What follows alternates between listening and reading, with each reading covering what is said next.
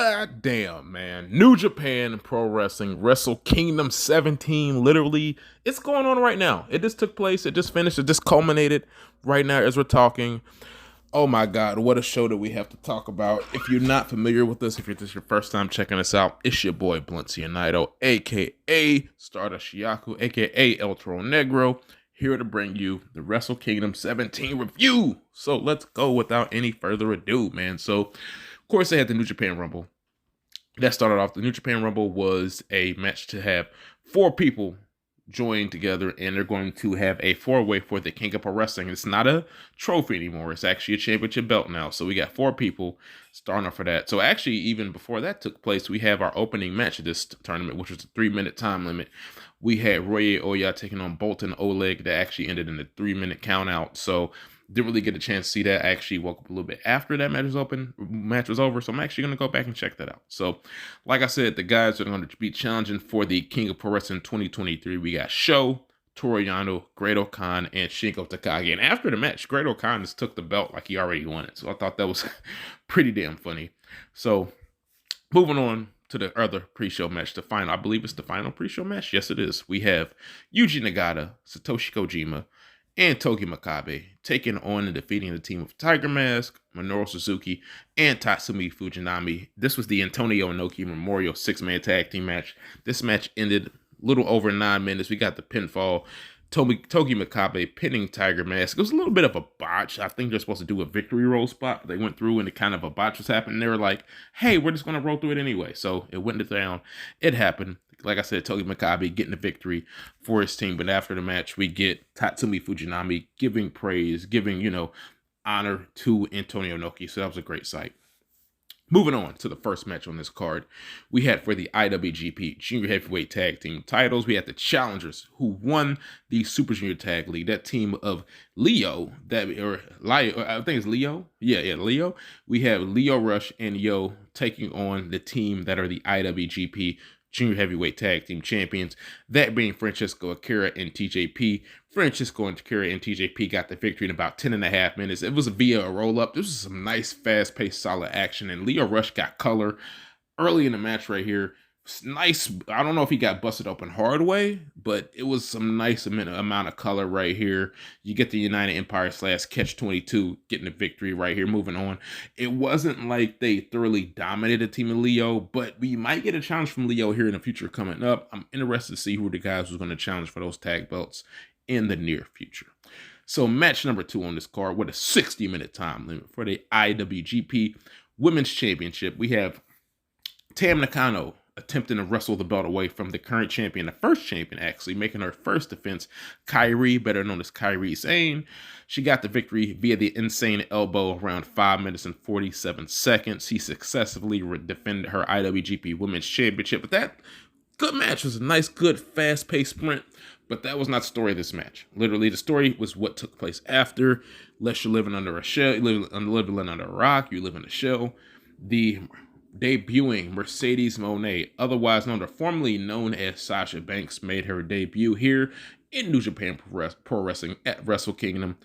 And at Stardom, she threw down the gauntlet to challenge for the IWGP Women's Championship. I think she's going to challenge for it on February 18th, I believe, or it could be January. I think it's February 18th is what they said.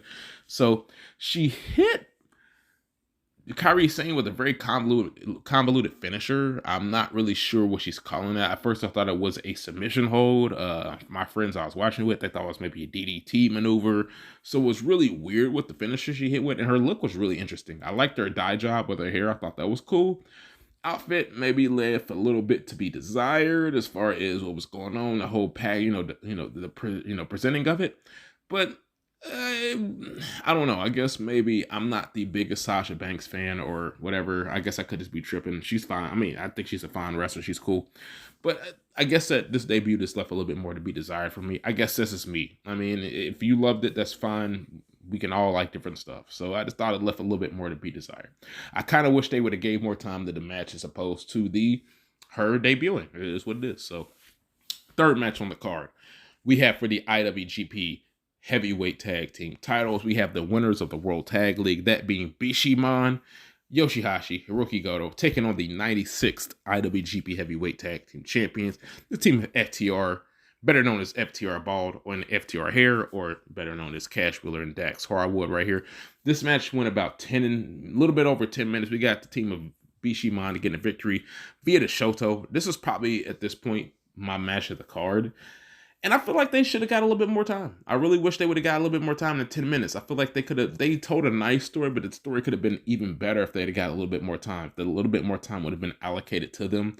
But like I said, they got a little bit over 10 minutes. It was a good match. It was a very good match, man, right here. And this is crazy, the dramatic fall. I don't want to say dramatic fall, but the dramatic fall that FTR has taken in the last month. They've lost all of their tag team titles.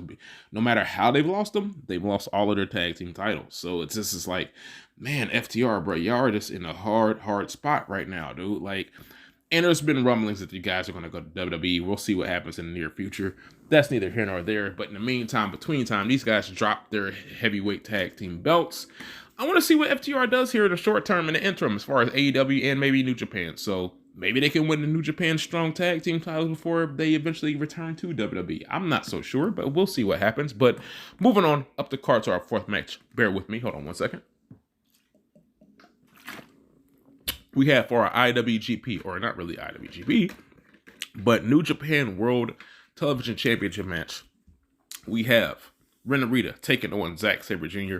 This is a fucking banger right here. This is probably the first, or to me at least at this point, the best singles match that was on this card. We got Zack Sabre Jr. submitting, making Ren Narita tap out around 10.5 minutes, a little bit over 10.5 minutes. Becomes the first New Japan World Television Champion. And also, new storyline, developments right here. Zack Sabre Jr., as we all know, Suzuki-gun is no more. He becomes, for as far as I know, unless somebody tells me different, Zack Sabre Jr., as far as I know, is now the leader of TMDK. So that's an interesting development right here. I didn't know if Zack was going to go solo, if he's going to develop his own stable. I'm going to be interested to see where these Suzuki-gun guys go from here. What stable is going to break off into? Are they going to pair with each other? Or are they just going to pretty much separate from each other? I'm very interested in what these guys are going to do coming up in the future. But in the meantime, between time, Zack Sabre Jr., the new television champion, the first television champion, the leader of TMDK at this point, and I think that's a good look for him. Zack Sabre Jr. getting his own stable. At this point, many people speculated it was going to be Sabre-gun, but it's TMDK, and I'm fine with that. So, excuse me. And this is kind of when we get to, I wish I'd have had a little bit more for this match that we just had to take place. So the next match we had for the Never Openweight Championship, the fifth match on the show, we had Tama Tonga taking on and defeating Carl Anderson. He got the victory a little bit under 10 minutes, about 9.5 minutes, via a gun stun. And I say that very, very loosely. The gun stun was kind of botched at the end, but that is what it is. I mean, this is live pro wrestling, so that stuff is bound to happen. But I'm gonna be honest, this is the weakest match on the card to this point. It is what it is. For what it's worth, Carl Anderson came to the match with the OC t-shirt on, and he had OC gear on, so whatever that's worth. I thought that was kind of a cool visual, seeing WWE licensed products on New Japan Pro Wrestling TV, so I thought that was interesting. But beyond that, he kind of was taking the bulk of the offense in this match. He hit a nice Bedard bomb on the ramp, which I thought was cool. I thought that was a cool spot. There were a couple of cool spots in this match, but ultimately I did think this is the weaker match of the show at this point, and just how the match ended. It is just like I just kind of wish I just wanted more for Tama, because I wish this match would have ended a little bit more cleanly for him. But nonetheless, he's still the new Never Openweight Champion, so we'll see where he goes in the future with this belt held in interim. So moving on up the card here, we have the match that I was very much highly anticipating. And I want to say, when I was previewing the show, I misspoke, because I said that Sonata and Bushi really didn't have anything going on with Muda. And I didn't really mean that as I didn't mean that surface level and you were beneath the surface. What I literally meant was as far as this match landscape goes. But I would be remiss to talk about Bushi and Muto and Sonata coming up under Muto in All Japan Pro Wrestling. I think I should have mentioned that, and that was my fault. So I apologize to you guys for not mentioning that. But we have Shota Umino, Hiroshi Tanahashi, and Kaiji Muto taking on Los Ingobernables de Japon's Bushi, Sonata, and Tetsuya Naito right here. And it was just weird to see Tetsuya Naito and Hiroshi Tanahashi in this element in this Tokyo Dome because we know these guys are established legends in New Japan. They're their legendary defeats are etched in history. We know about that. But I just think it's just weird to see them in this way because they're normally normally in the later end of the card in singles matches. And for as far as I know, this is probably one of the easier Tokyo Dome matches for Tanahashi and Tetsuya Naito for that point. So I'm hoping for more for both of these gentlemen in 2023. I'm not saying I want both of these guys to be the heavyweight champion, even though I want Naito to be the heavyweight champion. But I just hope for more from him. But this is honestly, this match, even though it was a closing showcase for Great Muta, it was literally more of a showcase for Shota Umino. I've told many people, y'all heard it on the channel, Shota Umino is a future ace in New Japan Pro Wrestling. And like I said in the preview, this is past, present, future New Japan Pro Wrestling. Maybe one of the more important matches on the card for me, just considering the history about that.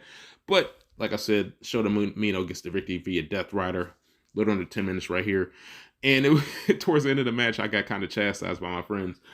Naito standing outside the ring, and Muto just walks. He knows he sees him, but he just walks past him. Same for Tanahashi. I wish that we kind of would have got more Muto and Tetsuya Naito interactions in this match, but I get where they're going. They're going towards Shota Umino and Tetsuya Naito at some point, maybe here shortly. But yeah, I just wish we'd have got more interactions between those guys. But that's just me being an LIJ homer. So that is what that is. Next match we had was a fucking banger. It was a fucking sprint. We had for the IWGP Junior Heavyweight Championship, we have a fatal 4-way. We got Master Wato, Hiromu Takahashi, El Desperado, and Taichi Ishimori. So in this, if you listen to Prediction Show, I predicted Master Wato to be the guy to be the new IWGP Junior Heavyweight Champion. But I mean, he was involved in a pinfall. I was correct about that, but he was ultimately the one getting pinned. He got hit with the time bomb too, a little under 17 minutes right here. This was it was a banger. This was a match that I think that people will not give as much credit to as the year goes on because it's so fresh in the new year. But yeah, this was a solid match. I didn't really expect Rumble to win because I think he's almost a made man in his junior heavyweight division. He is a made man in his junior heavyweight division. I believe this got to be his 4th or 5th reign. Correct me in the comment section. I'm not looking it up right now. If the show's this over, I care, but I don't care to look it up. I care, but I don't care enough to look it up while I'm recording. So you know what that is. But Rumble Takahashi wins the title. Time bomb too, man. And yeah, I'm wondering who his first challenge is going to be. You would figure it probably would have to be the champ because the champ was not involved in the pinfall. The champ being Taiji Ishimori. He held the belt for about 5-6 months here. So you would have to figure that he's involved in the next, person challenge for the belt. We'll find out tomorrow for New Year's Dash, so I'll be up for that as well. Moving on up the card, penultimate match of the show, main event. We have not main event, but semi-main or double main event, depending on how you're looking at it. We have for the IWGP United States Heavyweight Championship, we have the defending champion attempting to make his 5th defense, Will Ospreay, taking on the challenger, Cleaner. What else you want to call him? I guess Don Callis called him the god of pro wrestling, by God, Kenny Omega right here. This match went almost 35 minutes right here. My early candidate, this is the match of the year. I'm going to have, of course, to go back and watch Kaito Kiyomiya versus Keno. I heard some good stuff about that, so I definitely want to watch that and record that and bring that to you guys. But as far as I'm concerned right now, this is the match of the year. This match was everything I thought it would be. This match is what encompasses Wrestle Kingdom right here. We got Will Ospreay getting color. We got Kenny. This is what people love. This before after he went to AEW. This is the Kenny Omega that I see that people fell in love with. Because this version of Kenny Omega, he's not in AEW. He's not going to be in AEW. This version of Kenny Omega is strictly for Japan and strictly for New Japan big matches. So without further ado, man, Kenny Omega defeats Will Ospreay for the United States Heavyweight title via the One Wing Angel. And I'm thinking, too, this is a longer story that's being played. I want to know what's going on with Kota Ibushi. I would like to know here in the future. Maybe he goes to AEW, maybe he doesn't. But at some point here shortly, and I think we got the guy to do it because I think he was just in this match. Somebody's going to kick out of that One Wing Angel. I thought he was going to do it here was Will Ospreay. But he didn't do it. Will Ospreay will kick out of that One Wing Angel in 2023. Might not be for the U.S. title, but he's going to beat Kenny Omega because these guys have wrestled 2 matches before. Kenny Omega's 2-0 against him. Oh man, that match actually disappointed me a lot. I wanted Will Ospreay to win that match a whole lot, man. Just because Will Ospreay, for me anyway, was representing New Japan Pro Wrestling. Kenny Omega's an outsider. He's an AEW wrestler. I'm just like, dude, I want our guys to get the belts back. But hey, it is what it is. It's okay. He has a chance to get it back in the future. Maybe somebody else might beat Kenny. But I will, at this point, even me being a Naito fan, I would love if Naito beat Kenny for the U.S. title. I want that to be reserved for Will Ospreay. I think Will Ospreay has earned that. So hopefully here in 2023, we get Will Ospreay pinning Kenny Omega. I think that's what needs to happen. So match of the year to this point. Man, now we get to the main event for the IWGP World Heavyweight Championship. These guys had a lot to follow, that being the winner of the G1 Climax 32, Kazuchika Okada, and the current reigning defending IWGP World Heavyweight Champion, that being Switchblade, that being King Switch, the man who sold out Madison Square Garden, the man who's the former IWGP Heavyweight Champion, former IWGP Intercontinental Champion, former IWGP US Champion, former IWGP Never Openweight Champion, the man who is currently the catalyst of pro wrestling himself. He is King Switch. With him holding all those belts makes him the true belt collector in pro wrestling. Yeah, this was a classic as well. I was kind of worried about how the match would be perceived following Okada, following Omega and Ospreay. Too many O's in that situation. Following Ospreay and Omega, I was wondering how this match would be perceived, but I think this match delivered definitely. Okada put Jay White away after a Rainmaker. These guys hit each other's finishers on each other. This match is actually really special. I think going back and watching this match, I'm going to appreciate it more on the second and third viewing than I would the first. I still think this is a solid main event, but I think going back and watching it, I'll have more appreciation of it going back and, like I said, watching it. But Okada gets the dub. Okada gets the victory. Okada, the G1 Climax 32 winner, defeats Jay White in 33 minutes and 3 seconds, 333. That's a weird number to me. If you know numerology, I just hate that number. And becomes a new IWGP World Heavyweight Champion. As I was doing this recording, he was giving his post-match speech. I don't really know what's happening in the post-match interviews. I think Congo from Noah actually has gone and to go ahead and challenge Los Ingobernables de Japón. So that's definitely interesting. As far as that, I'm not sure about the post-match shenanigans and all that stuff. I want to find that out. I'm going to watch that here later as the day goes on. But yeah, man, this has been my immediate New Japan Pro Wrestling Wrestle Kingdom 17 review. I hope you guys have enjoyed it. I had a fun time watching the show. Had a fun time recording this. I have a fun time when you guys check me out. So I appreciate y'all, man. Thank you so much. So you know who I am, man. Bluntzy and Naito, Puresu, Fly God, Stardust, Yaku, all the good stuff, man. I'll be back at y'all tomorrow, goddammit, with New Japan Pro Wrestling New Year's Dash, because I'm interested to see what goes on tomorrow. So y'all have a good one. If you haven't watched the show, you shouldn't be listening to me yet. Watch the show, then check me out. So I'll holler at y'all later. Peace.